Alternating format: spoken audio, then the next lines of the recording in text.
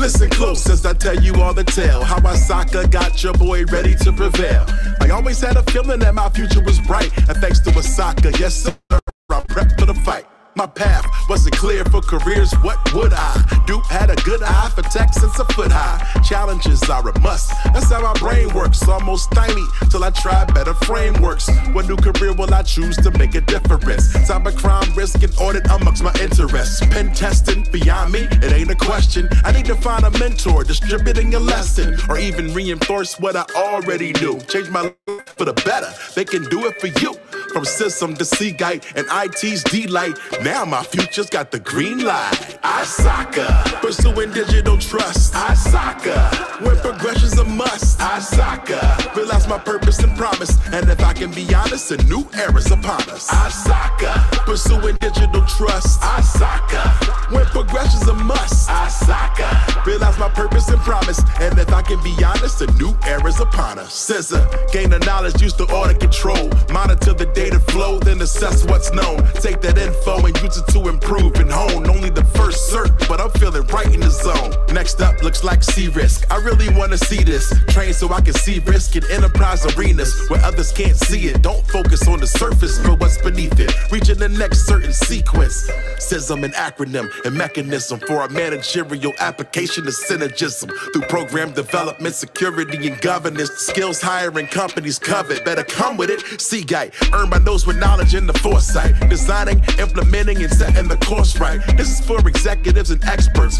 but I know Asaka can help you if you put in the work. Asaka, pursuing digital trust. Asaka, when progression's a must. Asaka, realize my purpose and promise. And if I can be honest, a new era's upon us. Asaka, pursuing digital trust. Asaka, when progression's a must. Asaka, realize my purpose and promise. And if I can be honest, a new era's upon us. Yo, now that I got what I need, I'm like a new soul. No more cruise control, it's beast mode. When I started at bronze, made sure that I reviewed. Studied hard in my field, make sure that I renewed. Now I'm iller at silver, I stand and deliver. My certs are arrows and my knowledge quiver. A sliver of time and I'm at gold. Take hold of the controls and there isn't any maximum. Even after platinum, I won't stop the stratagem. I made it this far, from a new member to the latest IT star, for real. I know I didn't rise alone. Props to Asaka for helping me reach the throne. Employers worldwide impressed with what I've shown. With a network of hundreds of thousands across the globe. But yo, I'll never forget Asaka for the dream. I contribute for life, forever part of the team. Asaka, pursuing digital trust. Asaka, when progression's a must. Asaka, realize my purpose and promise. And if I can be honest, a new era's upon us. Asaka, pursuing digital trust. Asaka, when progression's a must. Asaka, realize my purpose and promise. And if I can be honest, a new era's upon us. Asaka.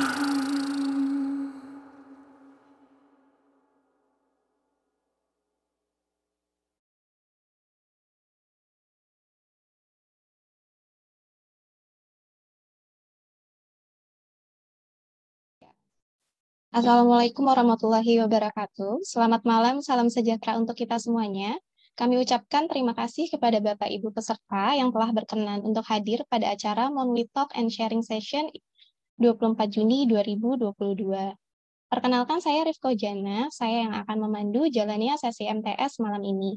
Merupakan MTS ke-6 di tahun ini, malam ini kami mengusung tema yang sangat menarik, yaitu Assurance in the Era of Artificial Intelligence.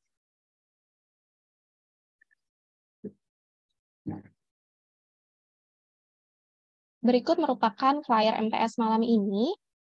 Rundown acara malam ini yang akan dimulai pada pukul 19.30 dan direncanakan berakhir di pukul 21.05.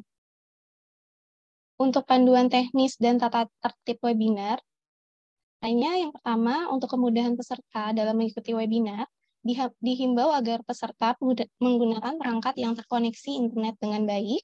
Username yang dipergunakan peserta saat sesi webinar dan sesi kuis harus sama dengan nama saat registrasi. Meeting ID hanya berlaku bagi satu undangan, mohon tidak meneruskan kepada orang lain. Peserta diperkenankan menampilkan video sesuai dengan identitas diri masing-masing. Peserta diharapkan untuk menjaga proses webinar agar selalu kondusif dan saling menghormati. Peserta dapat menyampaikan pendapat dan gagasan dengan santun melalui kolom chat. E-Certificate akan dikirimkan H+7 setelah webinar berlangsung melalui email yang terdaftar saat registrasi. Selanjutnya, sesi kuis akan menggunakan platform Quizizz dengan login ke quizizz.com dan link join akan diinformasikan di chatroom saat kuis berlangsung. Sebelum masuk ke sesi, izinkan saya memperkenalkan narasumber dan moderator kita malam ini. Narasumber kita malam ini yaitu Bapak Wisnu Murti Suryaningrat yang merupakan Associate Partner di EY Indonesia.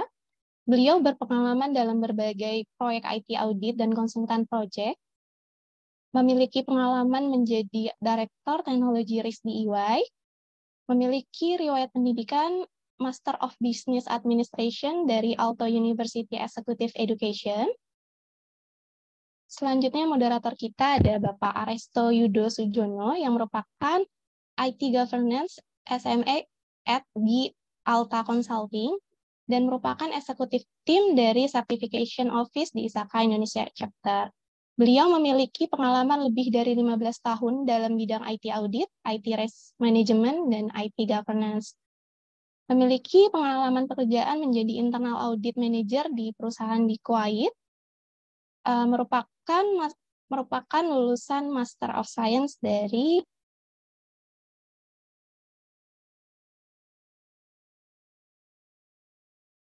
Carnegie Mellon University di Australia. Selanjutnya saya akan menyampaikan ISAKA update malam ini.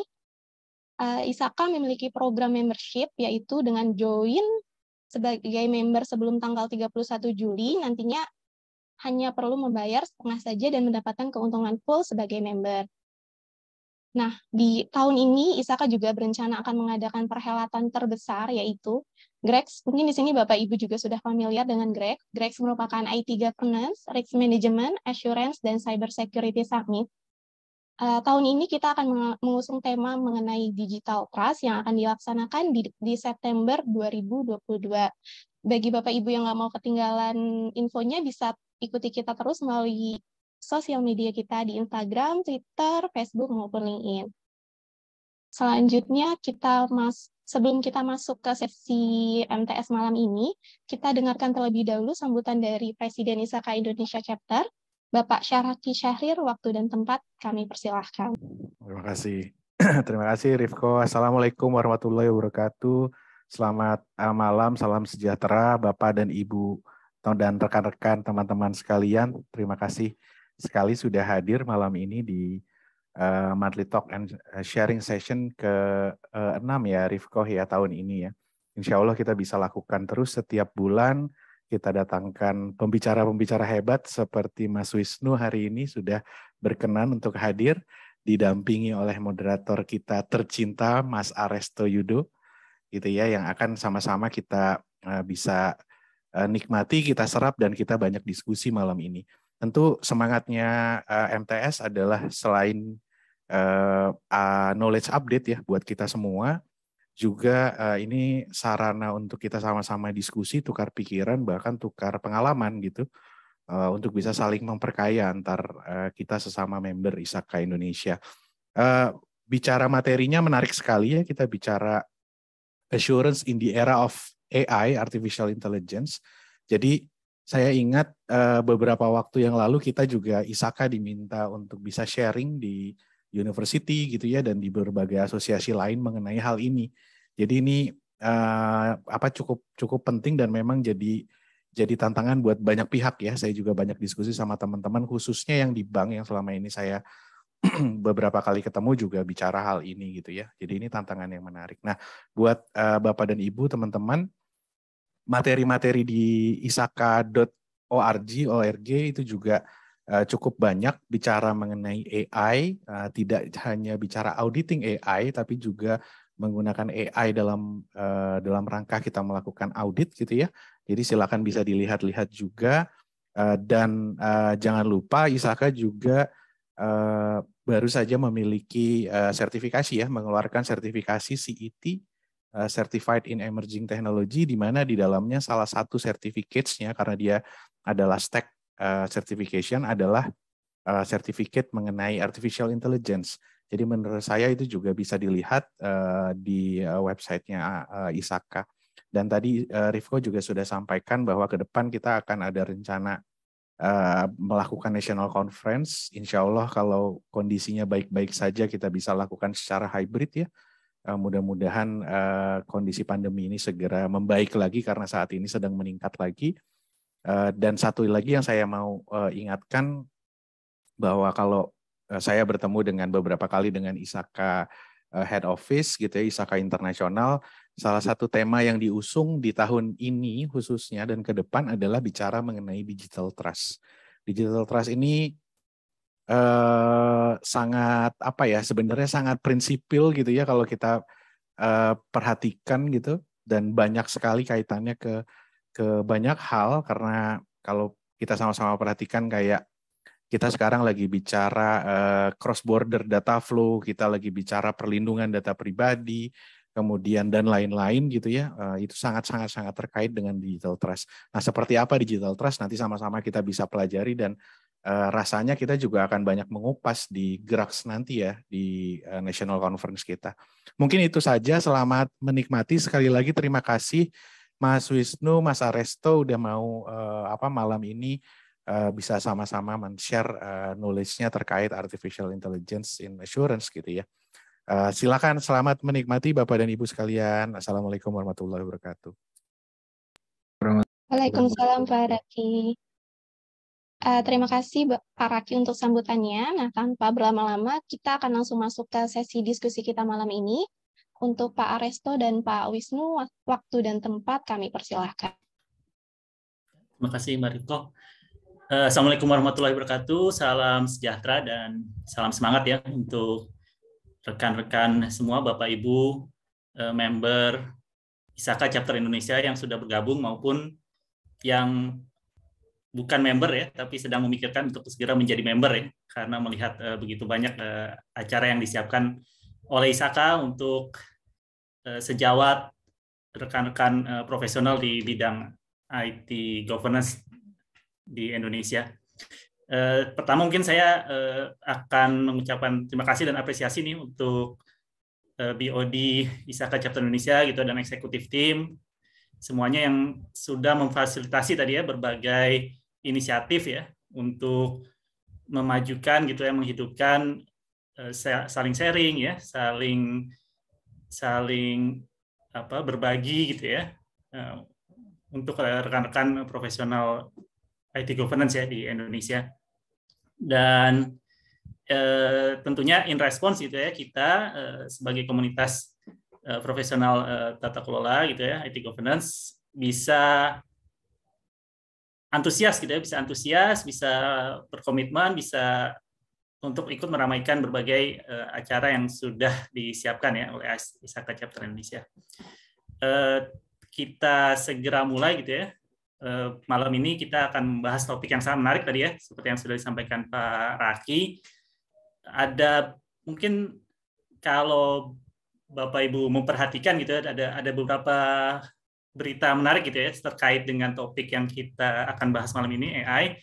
Jadi saya sempat membahas satu artikel cukup panjang gitu ya di majalah New Statesman tentang Aladdin gitu. Aladdin itu adalah mesin operasi gitu ya yang sudah sampai level AI dari BlackRock ya. BlackRock. Jadi mungkin kalau Bapak Ibu tahu ada perusahaan BlackRock ya, mungkin salah satu trader terbesar ya di pasar sekuritas dunia.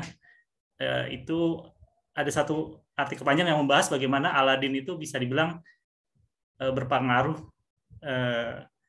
terhadap berbagai posisi ya, keputusan mengenai sekuritas ya di dunia gitu, di pasar dunia. Dan kedua, tentu saja mungkin Bapak Ibu membaca tentang bagaimana seorang engineer Google ya berpendapat kalau mesin Lambda itu yang sedang dikembangkan Google itu sentient gitu, punya kesadaran gitu, Jadi ini topik yang menarik dan saya yakin banyak dari kita sudah punya pertanyaan gitu yang ingin dibahas.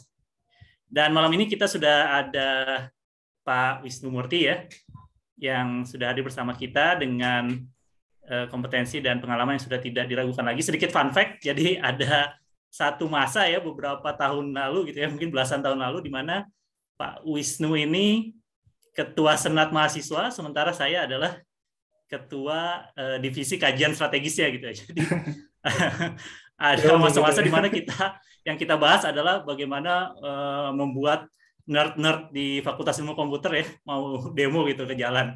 Nah, malam ini untungnya bukan membahas itu lagi gitu ya, tapi kita akan membahas satu topik yang sangat menarik.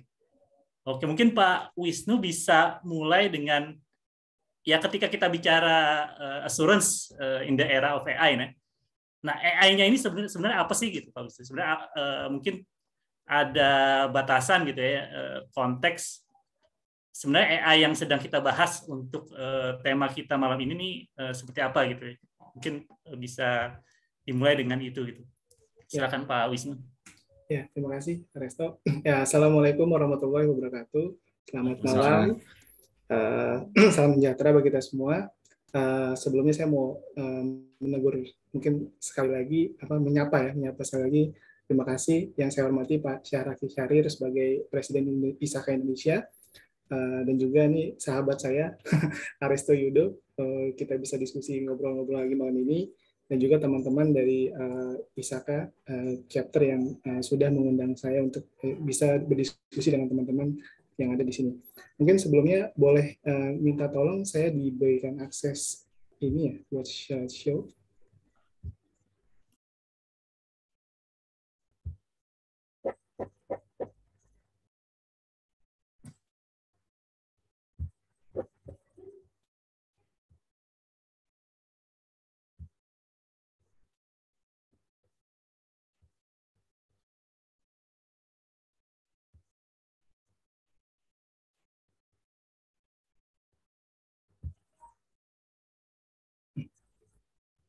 Ya, saya mau tanya dulu apakah sudah terlihat? Sudah. Sudah. Oke. Ya, jadi tadi langsung didiskusikan sama Aresto. Kira-kira ini apa namanya AI itu seperti apa ya? Nah, mungkin saya pengen cerita dulu nih sebelum mulai ke diskusi terkait AI ini. Jadi kebetulan waktu itu saya sempat kerja di salah satu bank dan kita mengimplementasikan AI buat database monitoring. Jadi waktu itu sebenarnya itu ada kajian dari regional dan akhirnya secara seluruh mungkin dari pusat sampai yang di regional office semuanya akan menggunakan AI ini gitu. Nah, kalau dari sisi mungkin cara kerjanya dulu kan tim saya ini kalau misalkan melakukan review terhadap database ini pasti lewat log ya, dari server log gitu. Dan tentunya ya kalau namanya log itu semuanya tuh teks-teks dan banyak sekali, overwhelming gitu. Nah, sampai akhirnya kita menggunakan si tools ini AI buat database monitoring. Nah, jadi tools itu tinggal dipasang gitu ya, terus kemudian memang dia butuh waktu. Jadi kurang lebih butuh 2 bulan gitu buat dia pintar gitu.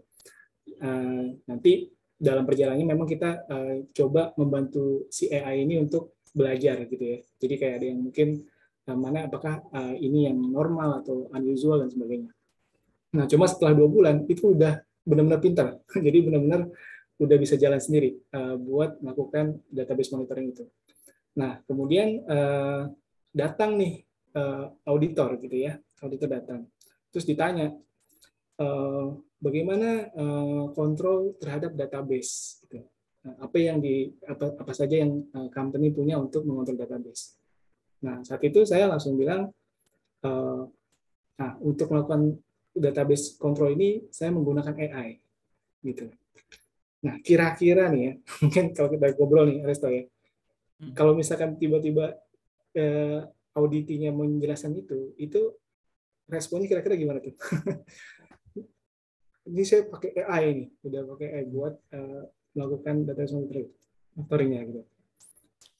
Ada ini nggak? Iya, justru itu kadang apa ya? Ada satu faktor mungkin nanti juga dibahas mungkin oleh Wisnu, masalah explainability ya. Jadi seringkali buat orang ini seperti satu black box ya, yang kemudian apa yang terjadi di dalam situ itu mungkin perlu lebih dijelaskan itu ya, perlu Ya. lebih dijelaskan, itu yang menimbulkan pertanyaan mungkin. Betul, betul.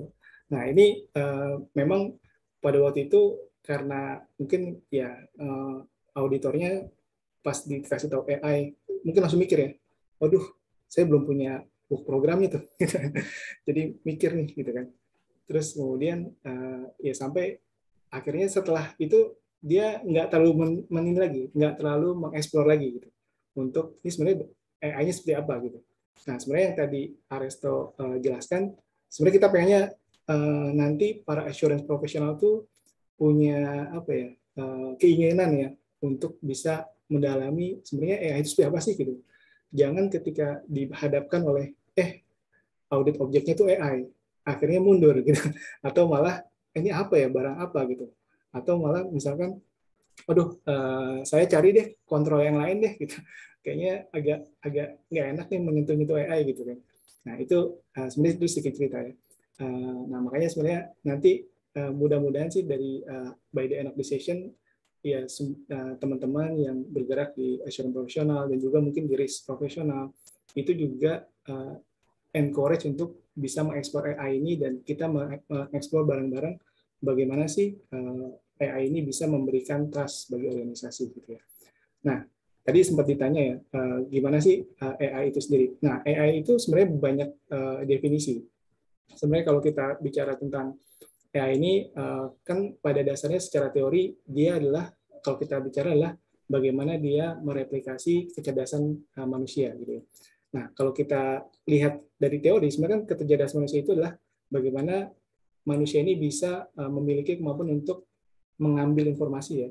Jadi dia meng-capture informasi, kemudian informasi itu ditangkap sebagai knowledge gitu ya, dan kemudian itu dipakai untuk memberikan keputusan gitu. Itu sebenarnya kecerdasan manusia itu di area itu. Nah, AI ini sebenarnya tinggal bagaimana kecerdasan manusia itu memiliki kapabilitas di sistem atau mesin gitu. Nah, mungkin secara teori seperti itu.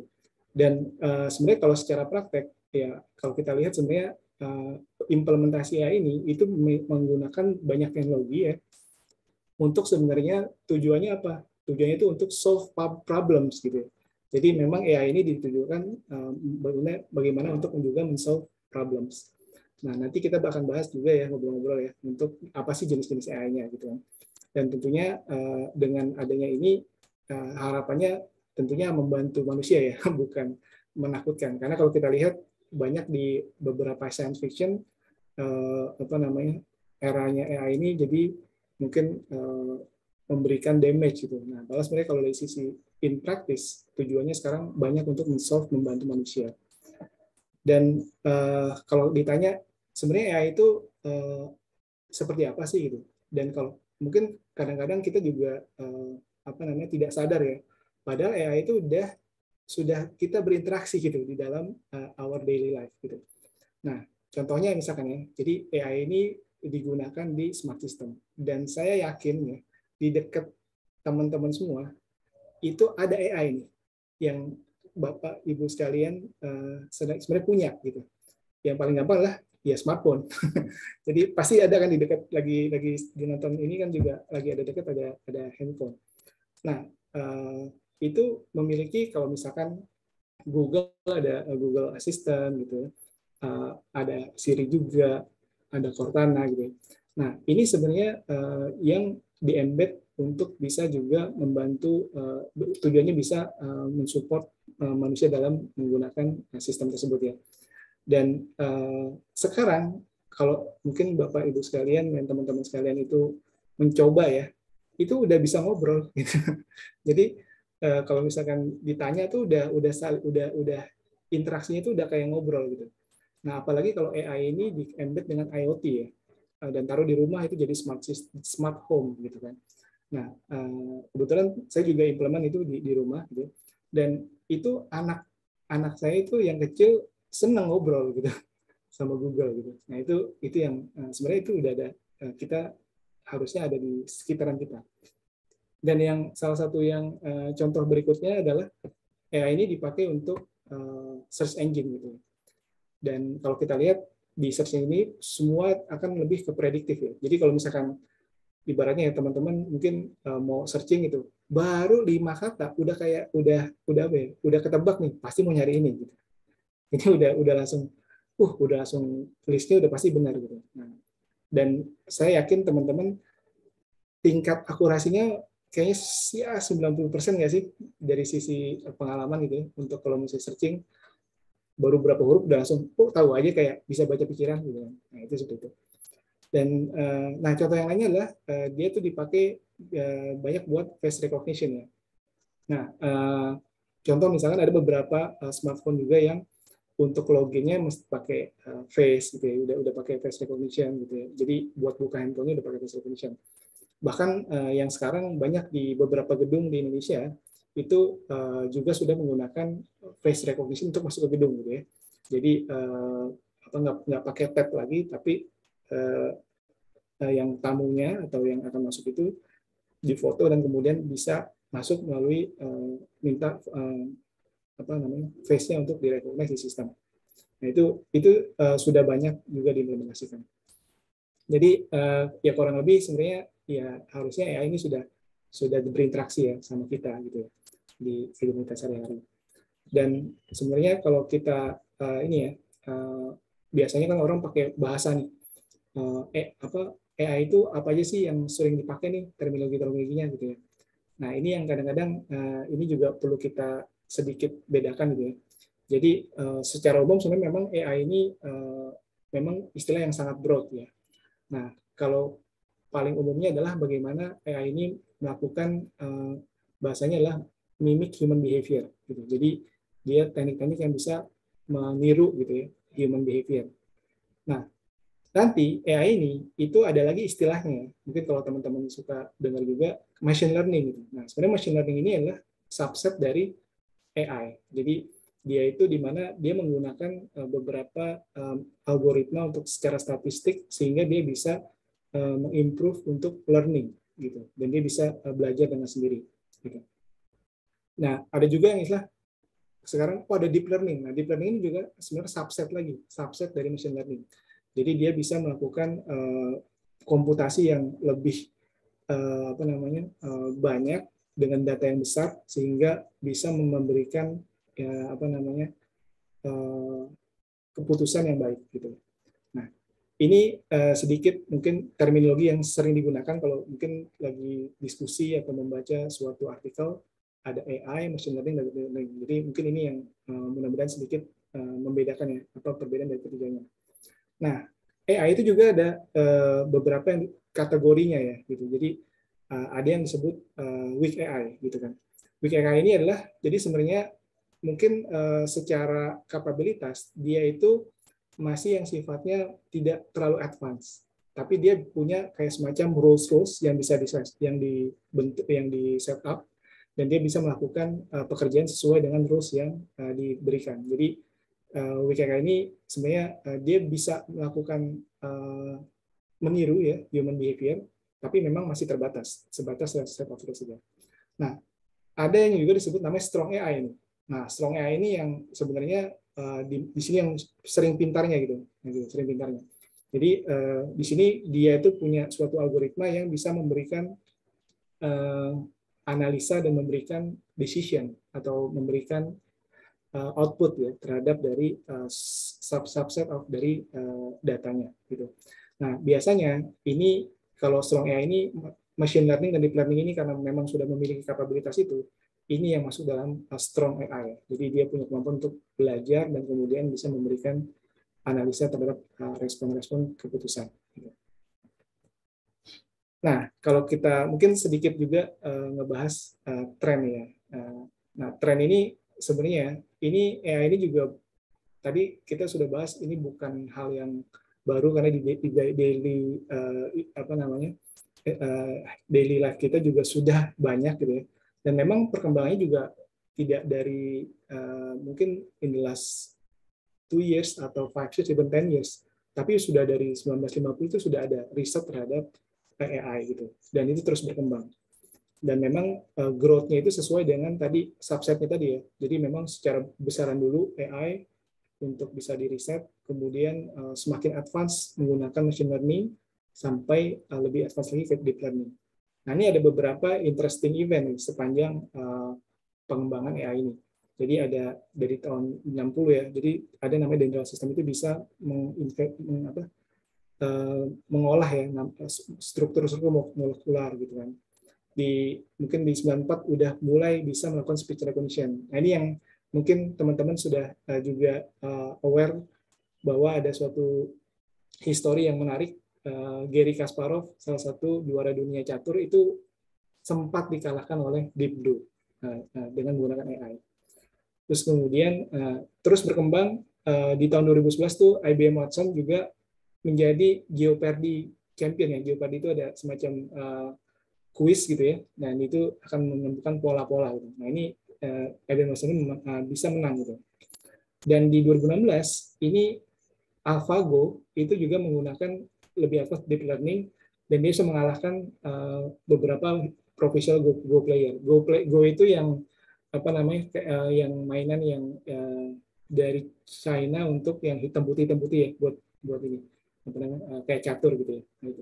Nah itu beberapa interesting event yang sebenarnya memang AI ini juga terus berkembang gitu. Mungkin itu kali ya kira-kira gambaran AI, mungkin batasan definisi dan perkembangannya ya, Tok ya.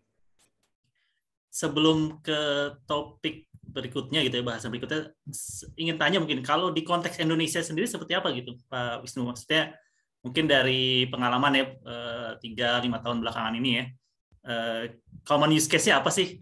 Mungkin tadi sempat disampaikan juga ya, pernah ditemui oleh Pak Wisnu ya di perusahaan tempat bekerja. Tapi di luar itu seperti apa sih sebenarnya yang banyak gitu ya digunakan di Indonesia, sudah mulai banyak digunakan di Indonesia, seperti apa? Oke. Mungkin sebelum kita membahas yang implementasi use case di Indonesia, saya mau sedikit jelasin untuk kira-kira tipe-tipe AI itu seperti apa sih gitu ya. Jadi baru nanti kita akan lihat contoh yang implementasinya seperti apa. Nah, tadi kan sudah ada ya gambaran terminologi yang digunakan di AI. Nah, ini sekarang kita sedikit kupas lagi. Sebenarnya ada kalau AI ini yang namanya rule based gitu ya. Nah, rule based ini gampang kalau teman-teman selalu mungkin kayak programmer itu sudah sangat familiar dengan namanya if then gitu ya. Gampangnya adalah kalau if ini kalau dia true dan bisa ditambahin and apa dan true, maka jawabannya apa gitu. Jadi rule based itu adalah seperti as simple as kalau kondisinya apa, maka jawabannya apa. Nah, contohnya apa? Misalkan ya, kita ada suatu bagaimana mengidentifikasi bola soccer gitu ya. Nah, di sini ada pilihannya nih, ada bola ditampilkan nih bola kriket, bola tenis gitu ya, even biliar dan sebagainya. Nah, cara rule based ini kayak gimana? Dia akan bikin karakteristik untuk si bola ini dengan ya clause if then ya. Jika if dianya round, colornya black and white, diameter sekitar 23 cm, maka itu adalah soccer ball. Nah, jadi nanti software akan mengidentifikasi apakah kondisi itu terpenuhi sampai kesimpulannya memang inilah si rule based si bola soccer yang kita cari gitu ya. Jadi itu sifatnya rule based ya, teman-teman. Nah, kemudian itu yang sifatnya AI secara umum ya. Nah, ini sekarang masuk ke machine learning. Nah, machine learning ini kalau kita lihat sebenarnya dia itu kan sebenarnya karakteristiknya adalah dia itu belajar dari contoh-contoh ya. Nah, dia akan melakukan solving problem dengan melakukan ekstraksi atas beberapa data, dan dia akan improve over time. Nah, biasanya dia akan mempunyai kemampuan untuk mengklasifikasikan data, melakukan estimasi, dan juga merelate informasi tersebut. Nah, kalau dari sisi tipenya, nah ini yang mungkin supaya dapat gambaran nanti ketika use case-nya seperti apa. Ini tipe-tipe machine learning itu sebenarnya ada 3 ya. Pertama adalah supervised learning. Jadi kalau supervised learning ini dia memang memiliki label data yang bisa dipakai untuk bisa melakukan pemodelan gitu ya. Nah, jadi nanti akan ada data yang di-train dengan di label, sehingga nanti dia akan melakukan penentuan pola-polanya gitu. Jadi dia supervised learning gitu. Kalau yang supervised, nah ini dia nggak ada label datanya nih, training datanya. Jadi dia algoritmanya itu diatur untuk dia bisa belajar diri sendiri. Yang berikutnya adalah reinforcement learning. Nah, kalau reinforcement learning ini dia lebih ke bagaimana dia belajar by experience gitu ya. Kayak kita melakukan trial and error. Nah, biasanya dia melakukan prinsipal reward and punishment. Nah, contoh-contohnya ya, kalau kita lihat supervised learning itu, jadi pertama adalah kayak dia sebenarnya kan kalau kita contoh yang if then else, if then dengan mencari soccer ball tadi, kita akan memberikan if kondisinya ya. Nah, kalau di supervised learning kita akan memberikan suatu namanya informasi data-data gitu ya. Dan yang menjadi bedanya adalah dia di label gitu. Jadi di sebelah kanan kalau kita lihat itu dengan karakter sini itu pool ball. Terus kemudian dengan karakter sini soccer ball gitu ya. Jadi dia itu akan diberikan suatu data dan di label gitu. Dan ini kalau kita lihat sebenarnya sebentar saya mau ya. Jadi nanti cara kerjanya adalah dia punya input nih sport ball data, kemudian diharapkan adalah apa sih kalau dengan karakter sini datanya seperti apa. Nanti dengan algoritma yang ada dia akan melakukan pemodelan gitu ya. Sehingga nanti ketika dia sudah di-train dengan data ini, dia sudah tahu nih dengan dapat informasi bola ini dia bisa memprediksi 95% tuh harusnya tuh bola karena dia sudah belajar dari data-data yang sudah ada. Nah, ini supervised learning. Dan sekarang banyakkan AI produk itu dengan supervised learning ya, dengan semuanya ada learning datanya, training datanya. Nah, terus kemudian konsep berikutnya adalah unsupervised. Nah, bedanya adalah unsupervised ini kan tadi dia nggak punya label data gitu. Nah, akhirnya bagaimana dia algoritmanya bisa mengklasifikasikan informasi. Contohnya misalkan dia nggak punya nih informasi pensil, eraser, matchbox gitu. Tapi dengan algoritmanya dia ketika dapat data dia bisa mengkategorikan. Jadi dia melakukan cluster-cluster. Oh, ini pensil, ini penghapus dan sebagainya. Nah, biasanya kalau kita lihat gimana sih dia bekerja, itu dia akan melakukan grouping. Dan contohnya adalah misalkan ya, ini mendeteksi fraud gitu ya. Jadi fraud itu dia melakukan pola-pola. Jadi bagaimana dia bisa melihat mana yang pola-pola yang unusual dan usual gitu ya. Nah, tadi saya sebenarnya agak lewat. Nah, ini contoh supervised learning ini ya, sample use case-nya itu adalah kalau dia mendetek cancer patients ya. Jadi dia bisa tahu nih dengan berbagai macam symptoms, dengan berbagai macam mungkin keluhan dan yang menjadi keluhan pasien, karena datanya sudah banyak dia udah tahu nih, oh ini gejala ini adalah cancer gitu. Atau juga dengan supervised ini contohnya dengan words translation ya. Jadi kalau teman-teman pakai yang translation gitu ya, nanti juga menggunakan supervised learning. Jadi data-datanya yang kalau kata-katanya begini seperti apa, itu harusnya seperti apa. Nah, kalau unsupervised, contohnya itu dia recommendation ya. Jadi kalau misalnya kita punya banyak history gitu, untuk melakukan nonton suatu topik, nah itu dia akan memberikan rekomendasi. Nah itu dia bisa karena bisa mengcluster-cluster. Dan yang menarik juga CAPTCHA. CAPTCHA itu yang sekarang itu juga bisa unsupervised karena dia melihat pola-pola, misalkan yang mana yang lampu merah gitu ya, lampu lalu lintas gitu ya. Nah, itu dia sebenarnya itu dari unsupervised juga. Nah, yang berikutnya adalah reinforcement. Nah, yang reinforcement ini sebenarnya gampangnya tadi adalah dia trial and error, dan dia caranya adalah bagaimana memberikan suatu reward and punishment. Jadi contohnya adalah misalkan ya, kita mau membentuk suatu car yang bisa automatic parking. Nah, caranya gimana? Ya dibuat dulu kayak semacam ruangnya, mana spot yang akan diisi, sampai kemudian dia akan coba nih nyobain sendiri. Kalau misalkan mentok gitu ya, itu gagal dan sebagainya, sampai dia tahu mana yang benar mana yang salah. Nah ini reinforcement seperti itu. Nah, contoh dipakainya lah itu di autonomous car, dan juga ini ya, kalau teman-teman yang suka main game, itu gaming engine itu dengan reinforcement learning. Nah, berikutnya ada yang namanya deep learning. Nah, deep learning ini sebenarnya konsepnya sebenarnya gini.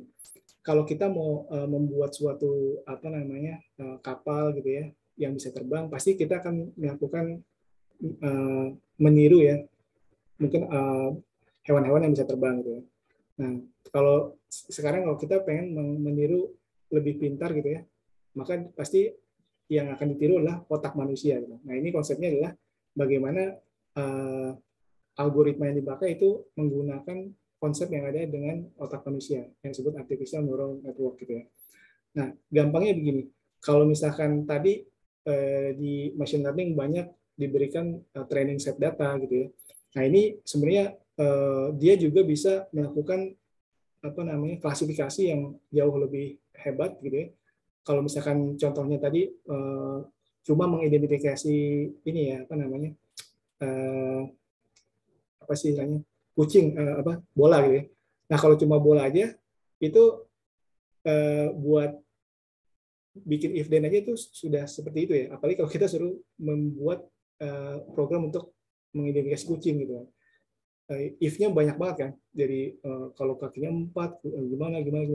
Nah, dengan deep learning itu tinggal dikasih berbagai macam foto, banyak data foto, dan dia bisa akan mengklasifikasi, oh harusnya kalau dengan pengalaman dia kucing ini. Jadi dia langsung daripada bikin susah-susah if-nya langsung aja dibuat datanya dan dia akan melakukan learning sendiri. Nah, kemudian berikutnya adalah konsep yang ada di AI itu adalah natural language processing ya. Nah, konsepnya seperti ini. Kalau kita manusia ini pasti kan berkomunikasi dengan ya bahasa manusia atau yang disebut dengan natural language gitu. Cuma kan beda kalau kita komputer itu berkomunikasi kan dia pakai binary gitu ya. Jadi nah ini bagaimana menyambungkan antara kalau kita berkomunikasi secara manusia sedangkan komputer berkomunikasi secara binary. Nah, NLP ini adalah tujuannya bagaimana bisa komputer ini juga bisa memahami cara manusia berkomunikasi gitu ya. Nah, jadi inilah yang akhirnya NLP ini bisa membuahkan suatu algoritma yang dia bisa mengadaptasi ya, bagaimana mesin komputer itu bisa mengerti apa yang manusia juga berkomunikasi. Nah, contohnya adalah ya yang kita juga sering ada di sekitar kita ya, speech to text, text to speech gitu ya, optical recognition dan sebagainya. Jadi tujuannya nanti adalah ya kita berharap kita bisa ngobrol dengan mesin ya, seperti yang tadi kita sudah sempat bahas di awal, semua yang sifatnya AI assistant itu udah bisa ngomong kayak kita ngomong sama teman gitu. Sekarang sudah berkembang seperti itu. Dan yang terakhir adalah RPA ya. Ini yang beberapa konsep yang di AI yang biasa common digunakan. Cuma memang biasanya AI dan RPA suka dipisahkan ya. Jadi RPA ini suatu subjek yang tersendiri gitu. Tapi kalau kita melihat kembali ya ke definisi awal AI itu adalah bagaimana bisa kita melakukan meniru ya apa yang dilakukan manusia. Ya secara harfiah harusnya RPA sebenarnya termasuk ya, bagaimana dia bisa melakukan meniru apa yang dilakukan manusia gitu.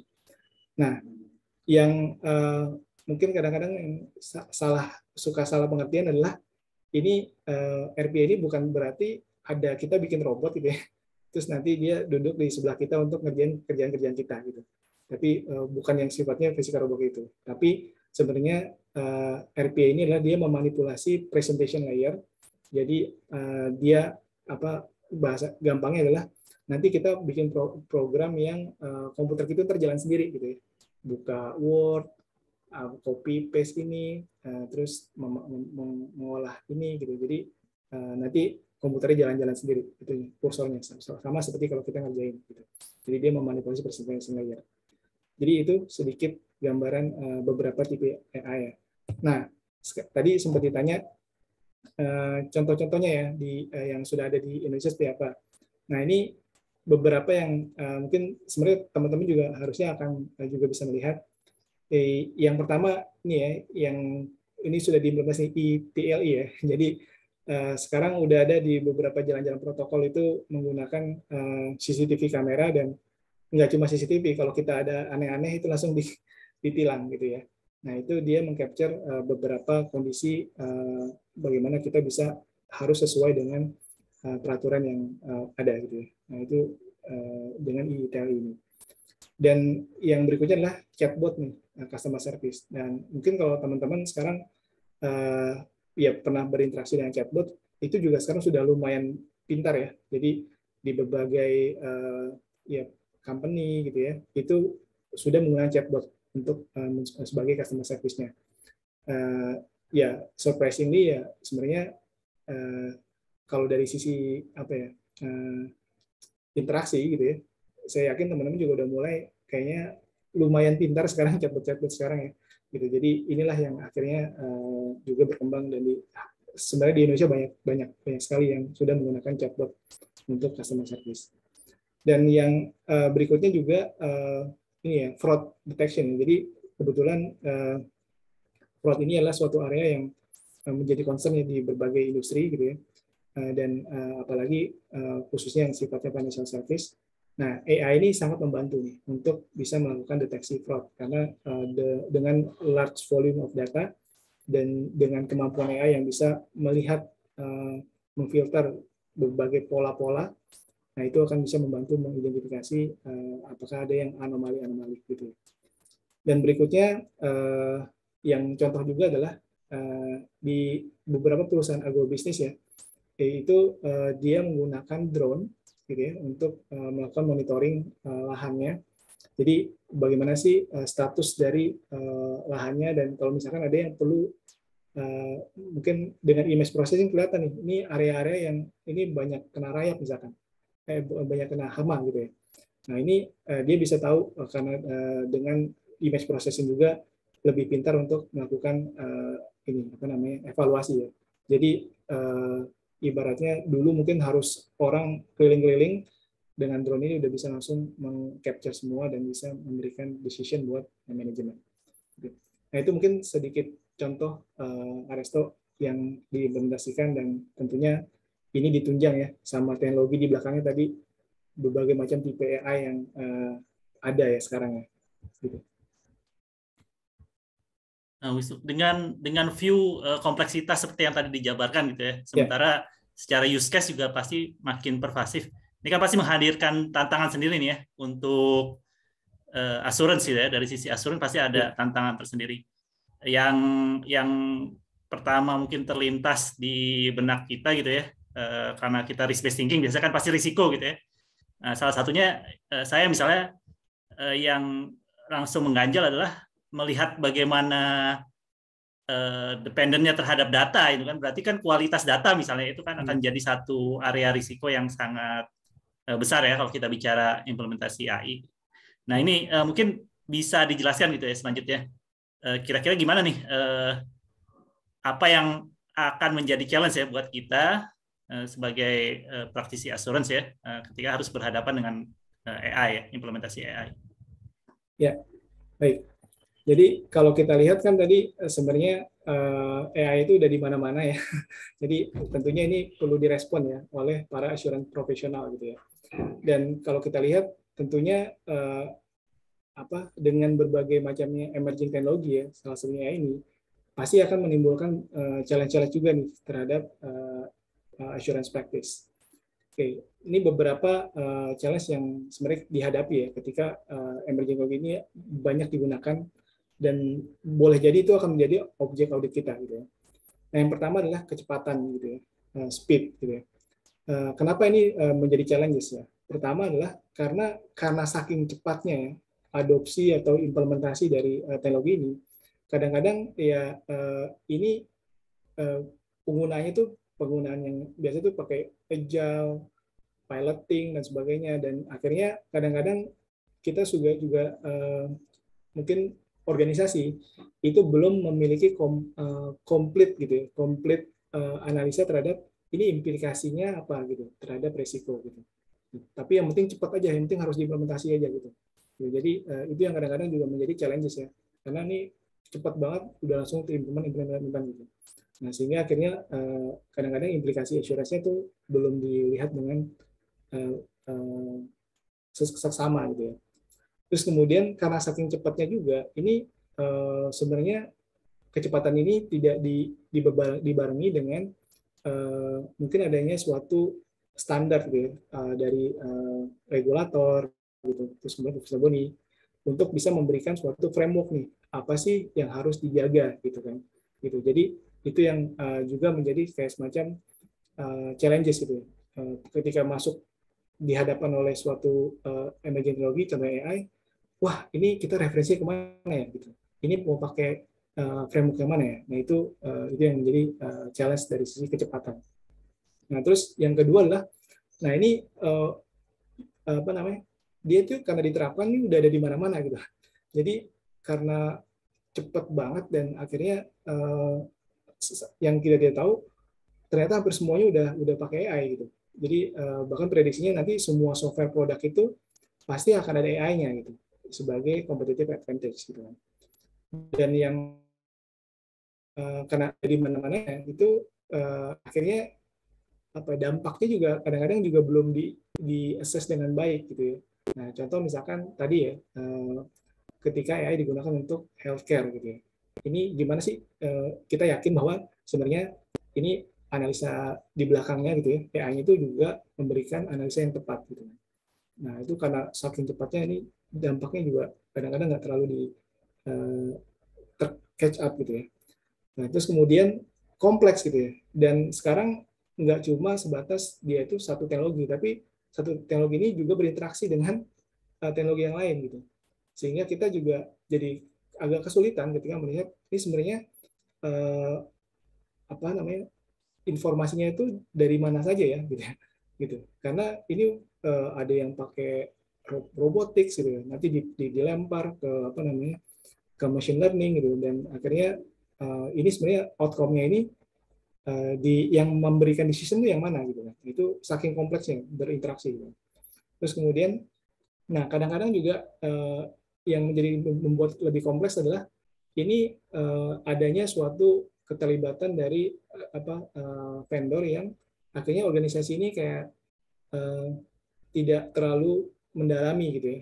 Jadi oh ya udah ini vendor kita yang memberikan apa namanya mengimplementasikan ini gitu. Jadi realize aja gitu. Tapi karena saking wah ini ya udah deh dari vendor aja, tapi dia tidak memiliki company-nya pemahaman terhadap ya dengan komprehensif ya teknologi yang digunakan gitu.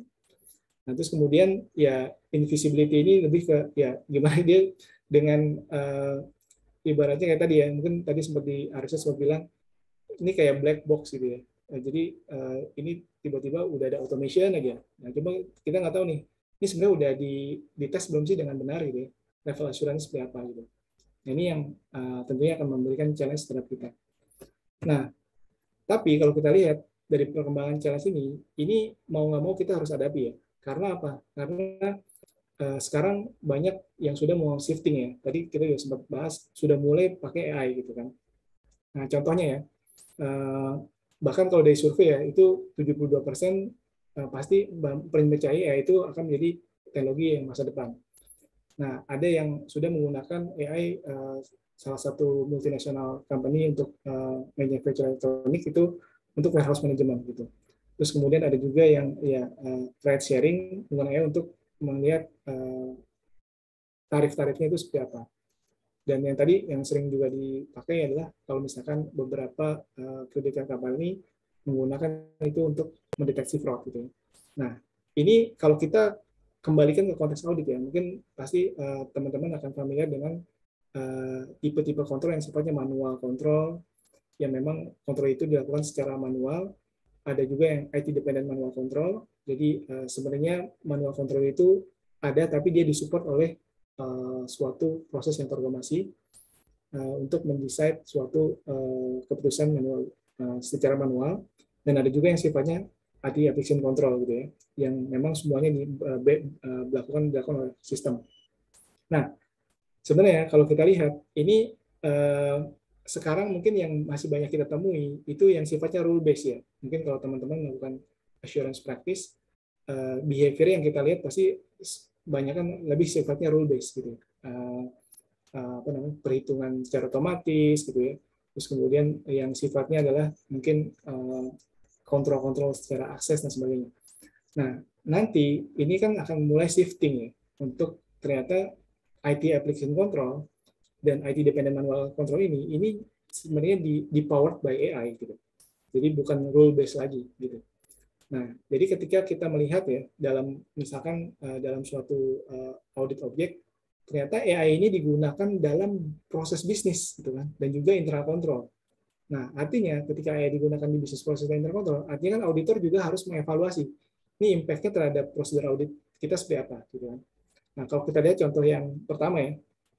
Jadi ternyata dia sudah menggunakan AI untuk dia meng-create purchase order gitu. Jadi untuk membantu ketika barang-barangnya yang sudah mulai habis dia langsung create purchase order gitu kan, dan dibantu oleh AI gitu.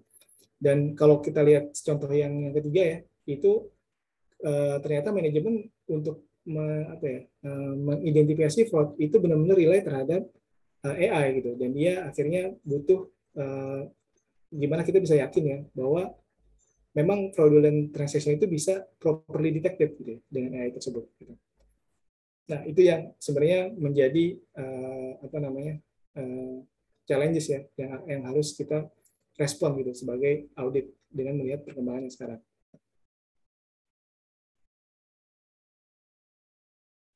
Nah, kalau tadi sempat ditanya ya, kira-kira risk and control yang harus dijaga tuh di AI itu seperti apa gitu. Nah, kalau kita lihat sebenarnya kita tadi sempat bahas ya, bagaimana sih machine learning bekerja. Nah, anggap kita melihat suatu AI ini yang dia implementasi adalah suatu machine learning. Di mana kalau kita lihat, tentunya dia ada data input, ya, seperti yang kita dibahas di awal. Jadi dia perlu belajar gitu ya dari datanya. Kemudian tentunya dia ada algoritmanya di proses B di sini untuk bisa diproses. Kemudian dia akan memberikan result.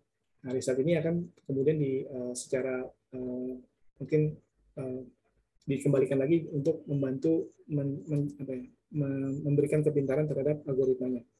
Nah, di sini sebenarnya ada beberapa resiko-resiko dan kontrol yang bisa kita lihat gitu ya. Mungkin saya akan capture beberapa saja. Nanti slide-nya bisa teman-teman bisa lihat untuk dibaca lebih lanjut. Contoh misalnya di data input gitu ya. Nah, kalau misalnya kita lihat sebenarnya contoh misalnya dia incomplete test data gitu. Jadi resikonya adalah dia pemodelannya jadi nanti kurang efektif karena tes datanya itu kurang banyak gitu, kurang bisa mengcover skenario-skenario yang ada gitu. Nah, untuk kondisi kayak gini sebenarnya bisa dengan menggunakan kontrol bahwa perlu ada suatu dokumentasi memastikan bahwa training sama tes data ini juga sudah cukup gitu. Jadi ini yang kontrol yang harus dijaga gitu.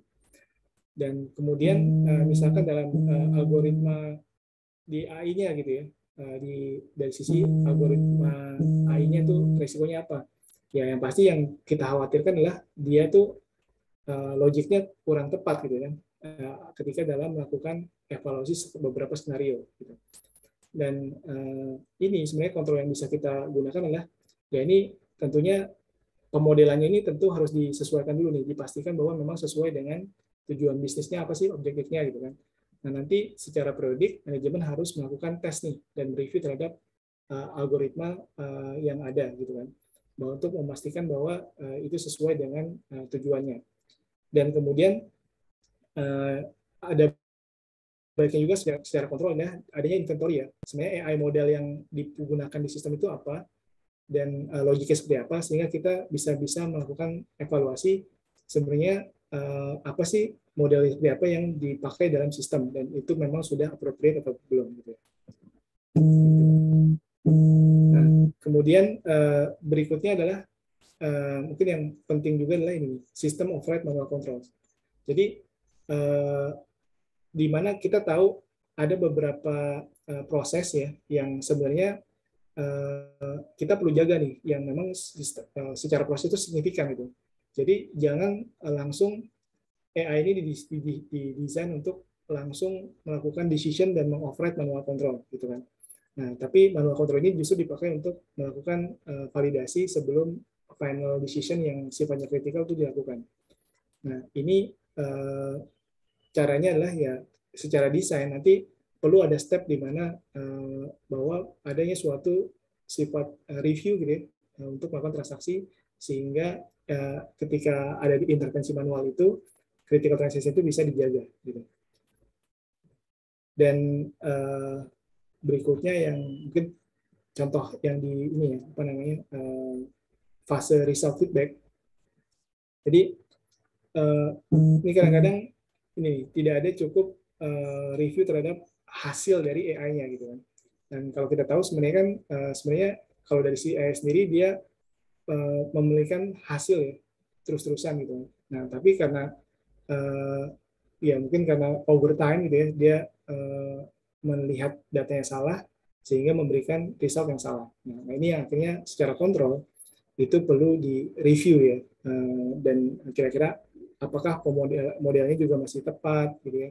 Dan ketika dilakukan evaluasi, memang AI ini masih tetap sesuai dengan apa yang diharapkan. Dan bisa dibantu dengan ya untuk ada perubahan itu perlu ada change management juga nih. Change management prosesnya juga perlu dijaga. Jadi nggak serta-merta bisa langsung merubah algoritma atau model yang ada. Nah ini mungkin Aresto sedikit beberapa contoh ya risk and control ketika yang harus kita jaga di AI gitu ya. Mungkin karena keterbatasan waktu mungkin nanti silakan teman-teman bisa baca apa saja sih resiko-resiko yang perlu dijaga ya dari setiap proses itu dan kira-kira kontrolnya seperti apa. Nah, pertanyaan yang muncul mungkin berikutnya ya. Ini kan tadi kita sudah melihat bagaimana kalau AI jadi objek audit gitu ya. Nah, mungkin dari perspektif sebaliknya itu kan ini kan pasti ada potensi juga ini akan membantu kita sebenarnya ya sebagai auditor ya atau melaksanakan berbagai tugas-tugas assurance gitu. Nah, mungkin bisa dijelaskan ini AI ini akan jadi kawan atau lawan gitu ya. Kawan dalam arti membantu tadi pekerjaan atau lawan yang justru membuat kita jadi obsolete gitu ya. Nah, ini silakan. Oke. Siap. Oke, tadi saya ada satu topik yang belum kebahas, Resto sedikit sharing aja ya. Jadi, nah itu kan tadi dari sisi risk controlnya ya. Nah sekarang adalah gimana sih cara ngaudit AI-nya gitu. Nah sebenarnya di ISAKA itu memberikan guidance ya untuk gimana sih melakukan audit AI.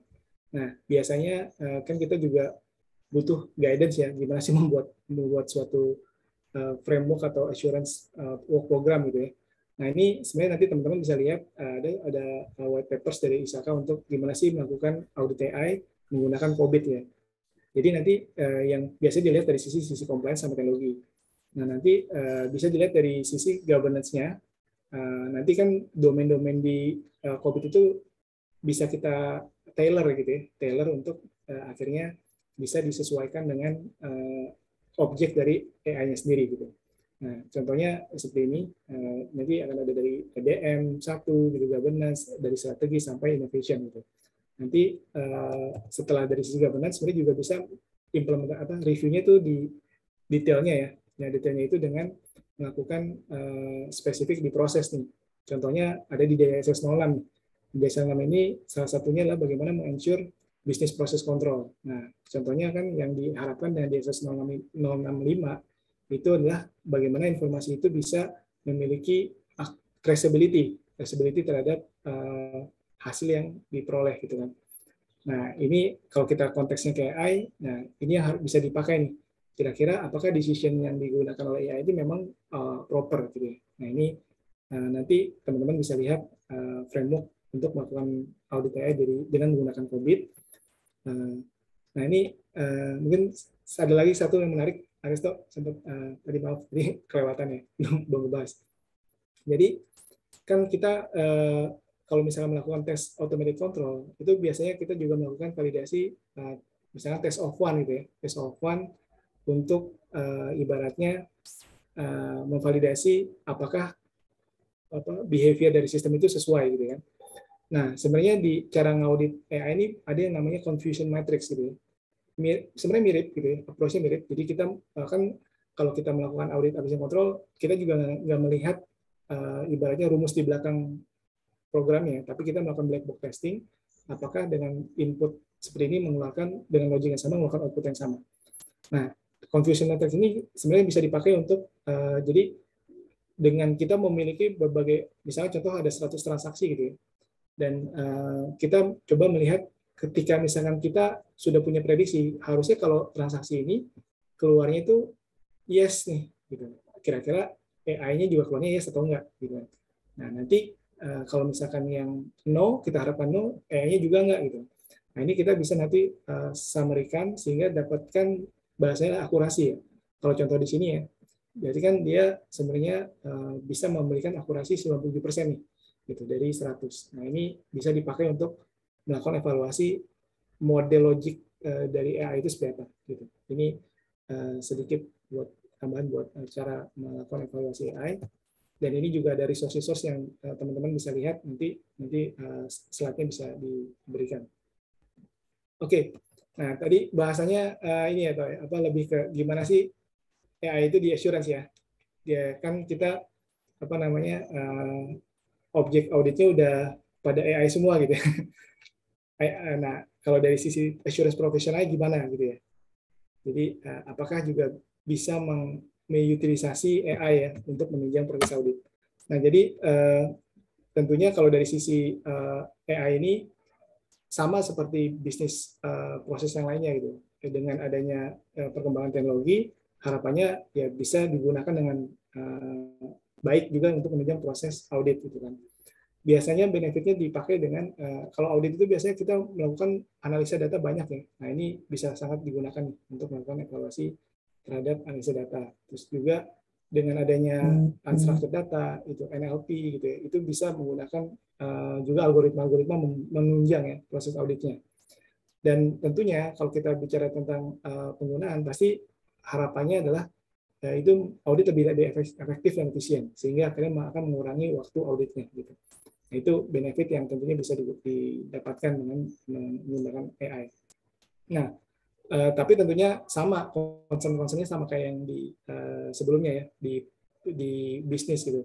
Dimana sih AI ini bisa juga memang secara decision itu juga benar, tidak ada bias dan sebagainya. Apakah sudah ditesting dengan benar? Nah, kalau dari sisi contoh, ini tren pengembangan audit ini biasanya ada beberapa poin yang kita lihat di market sekarang. Pertama adalah melakukan predictive analysis. Gitu. Jadi dengan adanya predictive analysis ini, biasanya dengan jumlah data yang besar, itu bisa langsung dianalisa mana pattern-pattern yang mungkin mencurigakan. Gitu. Contohnya adalah menggunakan journal entry. Gitu. Jadi journal entry kan banyak sekali ya, kalau kita melakukan audit, itu datanya banyak sekali, dan dengan adanya predictive analysis ini sudah bisa langsung terkategorikan dengan mana yang perlu diperhatikan. Dan kalau saya lihat dari perkembangan yang ada, beberapa auditing firm memang sudah memiliki tools ya untuk melakukan analisa terhadap journal entry gitu. Kemudian NLP ini juga dipakai untuk melakukan review terhadap dokumen gitu. Nah, ini juga di beberapa auditing firm punya nih, udah memiliki tools untuk melakukan evaluasi. Contohnya dia kalau nge-review dokumen kontrak gitu ya, itu kan banyak sekali ya. Nah, itu akhirnya dengan NLP ini dibantu untuk melakukan reviewnya lebih cepat. Dan yang berikutnya adalah tren berikutnya RPA ini. Jadi untuk beberapa, apalagi ya, audit itu banyak banget yang sifatnya perlu diolah gitu ya, bahkan as simple as data extraction gitu. Jadi kalau misalnya contoh, misalnya teman-teman kalau ada yang pernah audit dengan data besar, datanya kadang-kadang nggak rapi gitu, nggak rapi dan harus dirapikan dulu sebelum diolah. Nah, itu ngerapinya data itu juga takes time. Nah, dengan ada RPA ini akhirnya akan menjadi lebih mudah, karena ya, dengan kita bikin program biar komputer aja yang jalanin gitu kan. Nah, ini saya ada sempat ada contoh ya.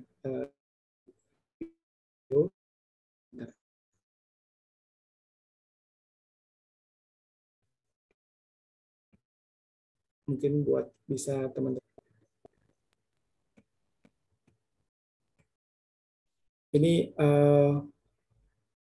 mohon maaf saya ini ya contohnya dari EY supaya cuma sebagai contoh aja biar teman-teman kebayang. Suaranya terdengarkah? Belum. Belum ya? Sebentar. Ini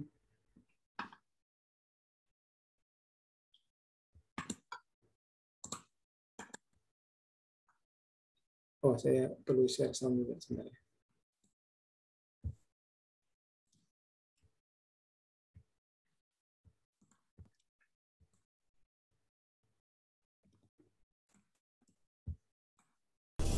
Natural language. How is AI transforming business right now? Natural language processing. Business issue. Reading and interpreting masses of contracts is very time-consuming and inefficient. Solution. EY Document Intelligence for contract review using AI and natural language processing. At EY, our professionals review thousands of contracts as part of audit engagements. Each contract has hundreds of pages requiring hours of manual review. With EY Document Intelligence for Contract Review, the tool allows EY people to analyze a larger number of contracts in a much shorter time frame. Here's how the tool works using a lease agreement as an example. By using natural language processing, the tool is able to accurately extract information such as commencement date and lease amount. It identifies the clauses most relevant to each term. The EY professional selects the most relevant values in order to make audit judgments. Over time, the AI in the tool continues to learn from the interactions with the EY professional to become more and more effective. The tool can recognize different data types, amounts, dates, percentages, and many more. This allows EY people to focus on higher value activities and relationships with key stakeholders. Benefits. Improves speed and accuracy of reading and interpreting contracts. Decreases time to review documents by 60 to 80%, allowing EY audit teams to focus on higher value activities.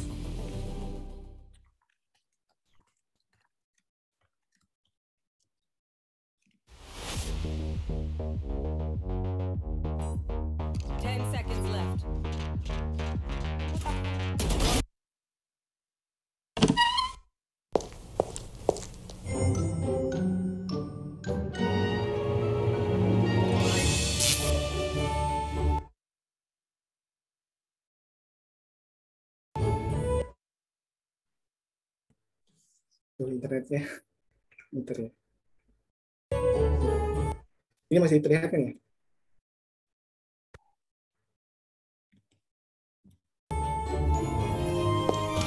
Halo, Aristo, ini masih terlihat kan? Masih. Ya, masih, cuma Oke. Agak ini ya. Processing ya. Processing ya, oke. Sebentar.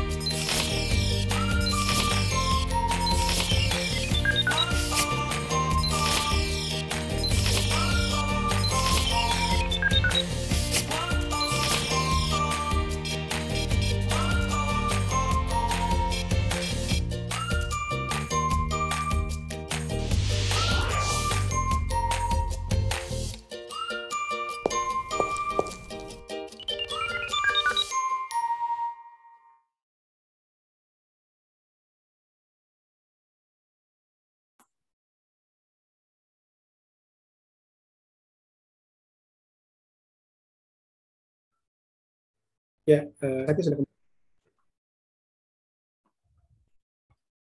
belum. Ya, sudah oke, di sudah kelihatan. ya. Ya, itu mungkin kurang. Dan kalau kita lihat sebenarnya perkembangan AI di audit ini terus berkembang. Gitu. Ini ada perkembangan mungkin yang kedepannya dari jurnal ISAKA. Ini bisa dipakai proses di audit ya dari sisi internetnya sepertinya. Nah, ini kita melakukan information. Oh, oke. Ya, sudah agak breaking. Breaking. Oke, ini sudah terlihat? Sudah. Sudah ya? Oke. Ya, jadi ini nanti teman-teman mungkin bisa lihat juga, bisa dibaca. Sebenarnya ini dari ISAKA Jurnal juga beberapa perkembangan nanti mungkin development ya di AI untuk menunjang audit prosedur ya, yang sifatnya dulu mungkin sifatnya manual, tapi beberapa nanti bisa dibantu AI untuk menunjang prosesnya. Ini perkembangannya seperti itu. Bisa dari even substantif prosedur ya. Nah, nanti ada juga contohnya misalkan inventory count nanti bisa menggunakan drone dan sebagainya. Itu semuanya sedang dikembangkan. Terus sampai even closing itu juga nanti menggunakan AI bisa untuk membantu reporting gitu ya, untuk melihat bagaimana risk rating dan juga scoring terhadap overall audit risk gitu. Ya. Mungkin kurang lebih itu yang perkembangan audit, dan mungkin ini pertanyaan yang sering ini ya, apa namanya ditanyakan, ini kira-kira dengan AI ini bakal mengganti auditor bukan tidak gitu ya. Nah sebenarnya kalau kita lihat sebenarnya kan tadi di awal kita sudah bahas AI ini dikembangkan untuk dengan tujuan membantu manusia gitu ya. Dan harapannya adalah semua yang sifatnya mungkin kita sebenarnya kita bukannya nggak bisa ya, tapi kita pasti bisa untuk dapat banyak dan kita olah. Tapi kalau misalkan itu dilakukan tentunya time consuming, dan ini harapannya AI ini akan membantu kita sehingga semuanya itu sudah bisa kita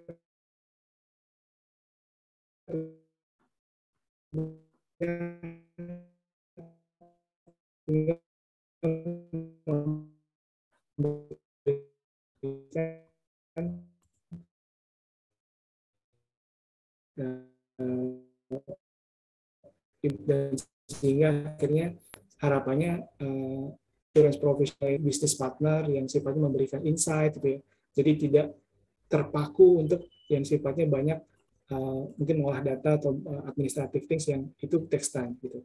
Jadi itu yang sangat membantu untuk di auditor kedepannya. Dan tentunya dengan adanya seperti ini harusnya respon auditor adalah ya kita juga tetap perlu meng-keep up ya knowledge kita untuk tetap relevan gitu, tetap relevan dan bisa juga keep up dengan berbagai kemajuan teknologi ini gitu. Dan tentunya pasti auditor akan tetap dibutuhkan di proses audit berupaya untuk bagaimana dengan perkembangan yang ada gitu ya.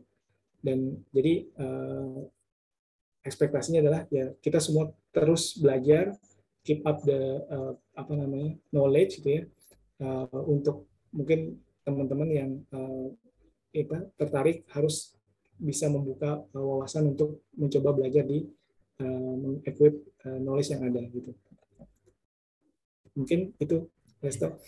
Oke, luar biasa tadi ya presentasinya. Jadi tadi kita sudah dapat sekali banyak pencerahan ya dari presentasi Pak Wisnu gitu ya. Mungkin kita langsung aja ke sesi tanya jawab Pak Wisnu. Jadi ya sini udah ada beberapa pertanyaan ya yang di kolom chat dulu mungkin. Saya ada dua mungkin ya. Pertama dari Pak Hamzah Ricci. Kang Ricin nanya, kalau kita bicara pengujian ya, kontrol AI, khususnya terkait dengan data trainingnya ini. Nah ini untuk mendapatkan assurance ya, reasonable assurance mungkin ya kalau istilah kita, berapa persen nih proporsi data yang dipakai gitu ya untuk menguji keyakinan hubungan antara data training dengan testing. Wah ini sangat berat nih pertanyaan ini. Silakan Pak Wisnu. Ya, di ISAKA Jurnal Pak itu ada Pak kayak semacam benchmark-nya gitu ya. Jadi di situ diberikan kalau saya tidak salah ingat ya. Jadi komposisinya itu untuk yang sifatnya training data itu kurang lebih sekitar 70-80%. Nah, nanti untuk yang testing itu sekitar mungkin 40-50% itu. Jadi di situ ada kayak semacam guidance-nya, kita bisa menggunakan dari referensi dari ISAKA, Pak. Gitu. Ya, semoga menjawab ya Pak Ricci. Nah selanjutnya mungkin dari pengalaman Pak Wisnu juga nih, kalau kita bicara AI assurance ya, audit terhadap AI, bagian mana nih yang common finding ya terkait dengan AI? Ya, jadi ini sebenarnya kalau kita lihat yang tadi di awal ya, challenges itu memang sebenarnya memang ada di real gitu ya. Ya kalau kita pertanyaannya gini, kan apakah auditor ini harus sampai bisa memiliki kemampuan untuk melakukan algoritma audit gitu ya. Nah, sebenarnya kan kalau dari sisi ya ISAKA juga sebenarnya kalau kita melakukan audit AI, sebenarnya kita masih bisa merefer ke beberapa common audit practice gitu ya. Dan tinggal nanti disesuaikan untuk area-areanya. Nah, dari sisi pengalaman memang pernah itu melakukan di digital banking ya, salah satu digital banking. Dan memang ini sih Pak, dari sisi itu dokumen buat framework untuk pemodelannya gitu ya. Terus kemudian dari sisi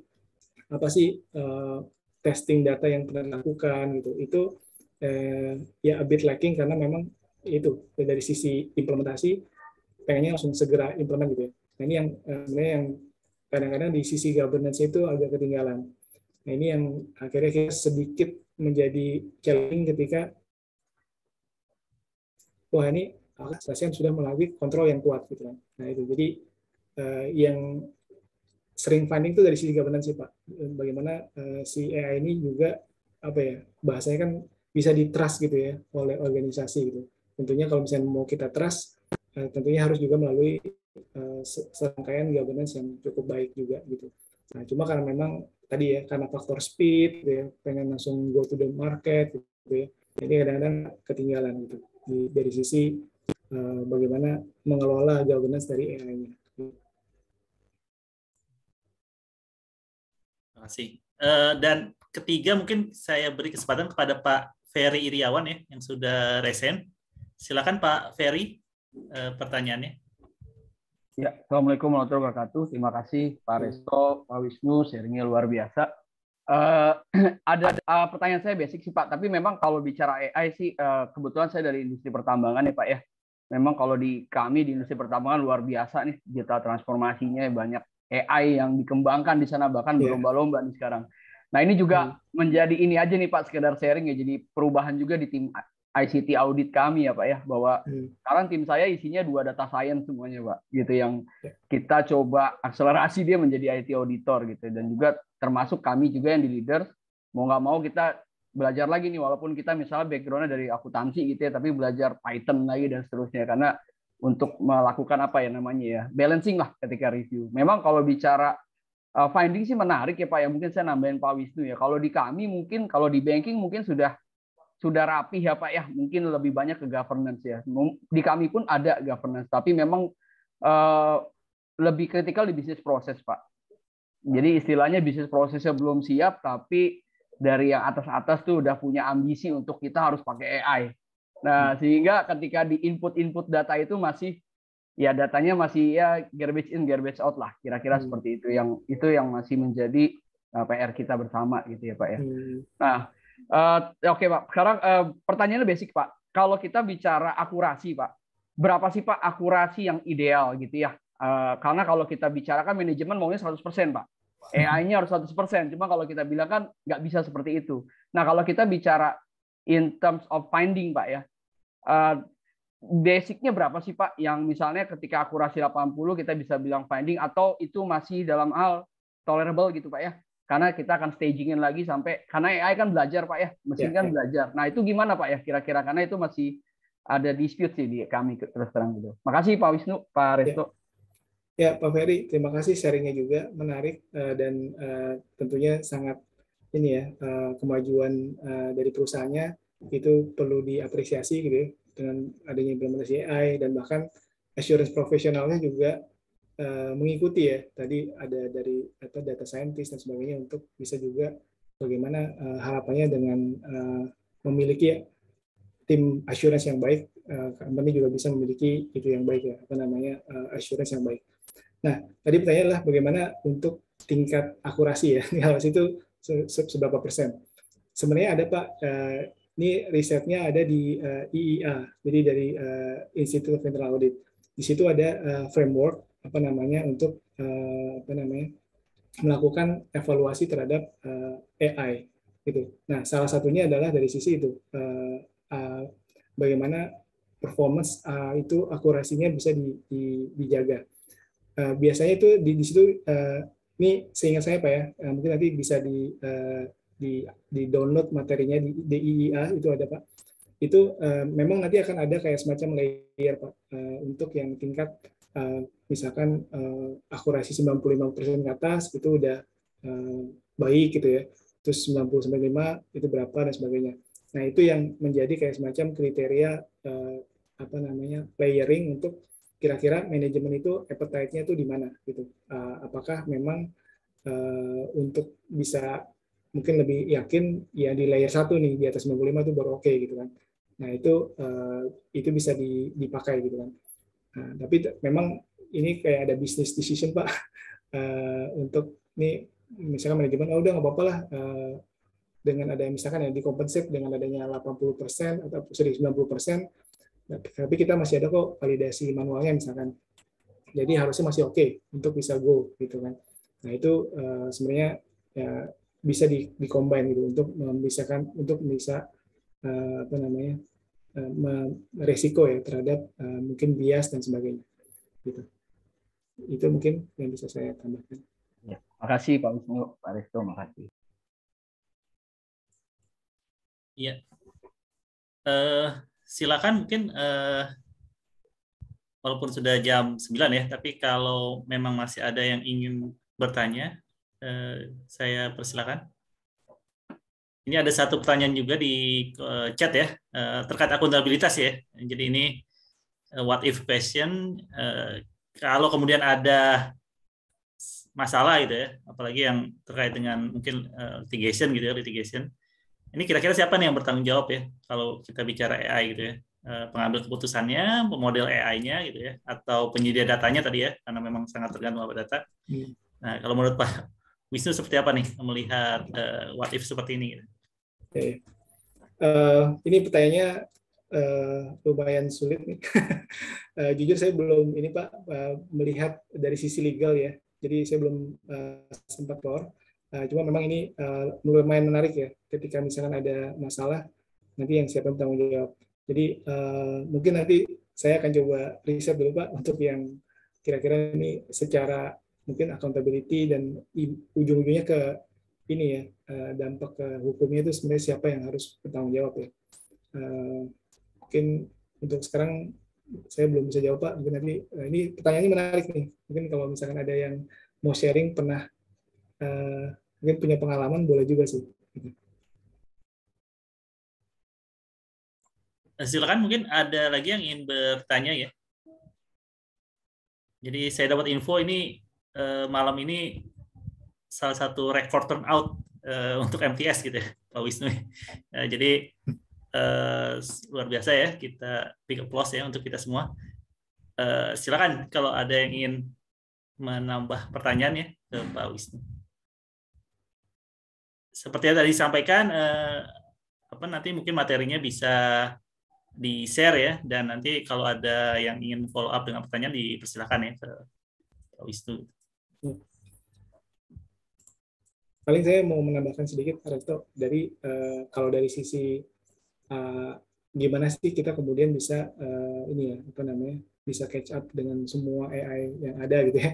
Nah sebenarnya kan tadi sempat di sharing juga sama Pak Raki, resource tuh banyak banget, ISAKA juga banyak, di beberapa apa mungkin learning platform juga banyak gitu. Jadi memang ini saya sih encourage nih kita semua untuk keep up the knowledge dengan AI ini. Opportunity-nya apa gitu? Opportunity apa? Nah ini di World Economic Forum gitu ya. Dari survei yang dilakukan di World Economic Forum, ini AI ini salah satu nanti kompetensi yang akan mahal sekali gitu. Jadi nggak akan rugi teman-teman untuk bisa mendalami gitu AI ini dari berbagai macam sisi ya.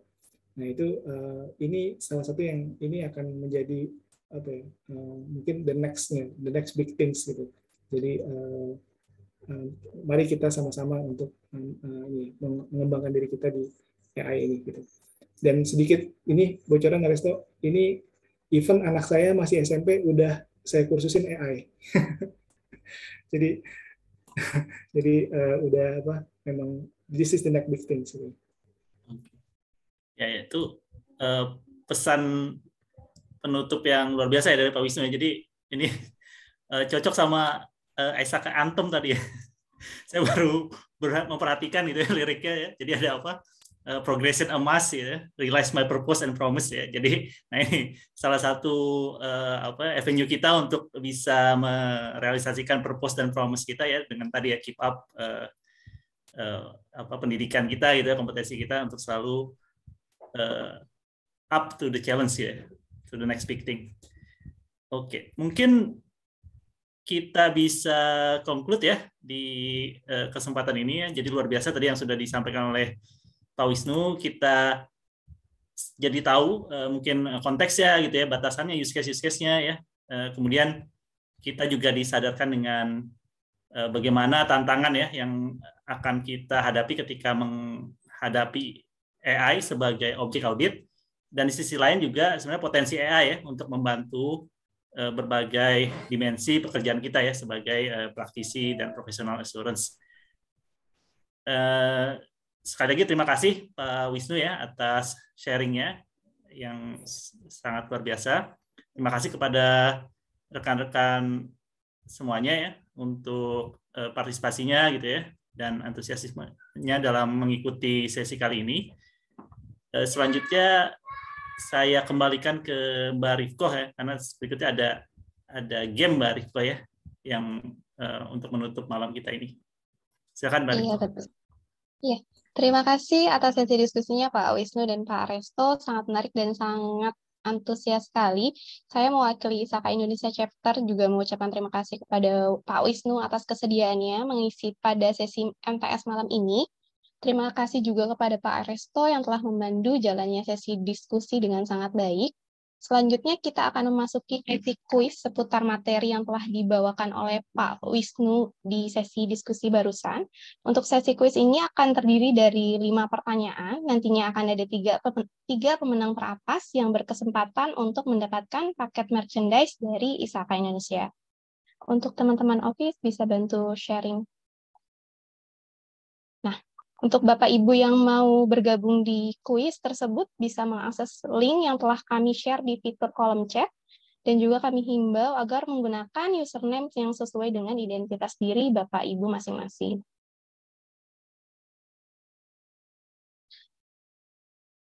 Bapak Ibu bisa join melalui joinmyquiz.com/pro dengan memasukkan kode game 909388.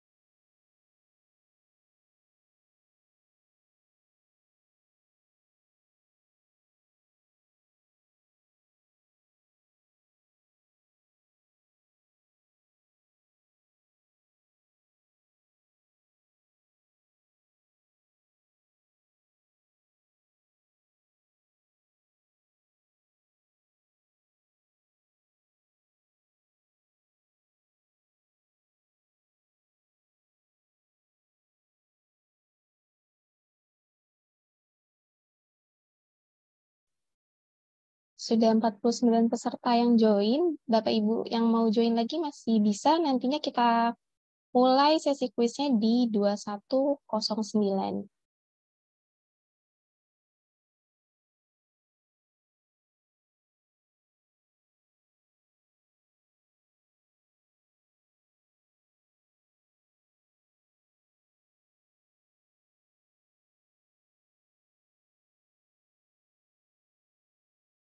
Pak Aresto mungkin kalau mau join juga boleh, Pak Hamzah, Pak David.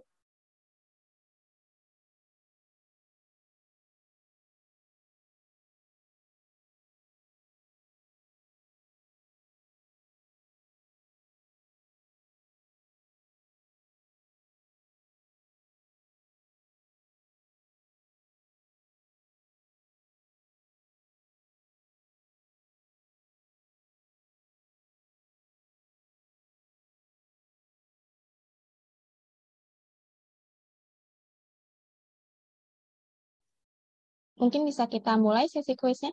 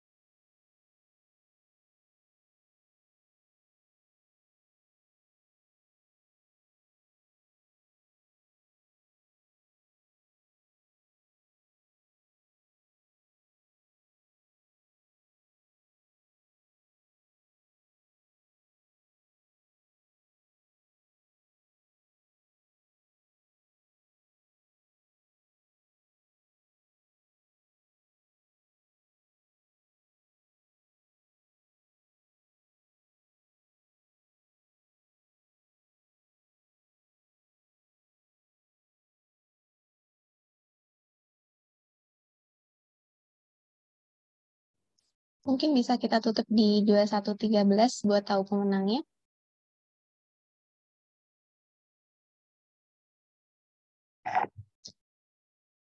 Boleh diakhiri.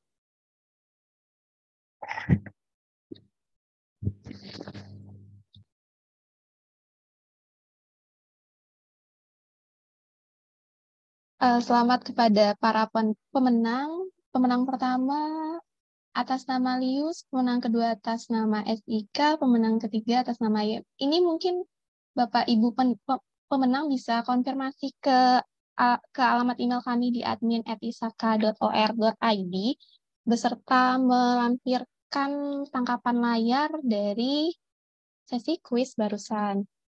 Nah, kita sudah sampai di penghujung acara sesi MTS malam hari ini. Kami ucapkan terima kasih kepada Bapak Ibu atas partisipasinya yang telah hadir malam ini. Untuk e-sertifikat akan kami kirimkan melalui email yang terdaftar di maksimal H+7 setelah acara. Akhir kata kami ucapkan terima kasih. Wassalamualaikum warahmatullahi wabarakatuh. Selamat berakhir pekan Bapak Ibu semua. Terima kasih Bu Rifko, terima kasih Mas Aresto, Pak Wisnu. Terima kasih. Bravo. Terima kasih.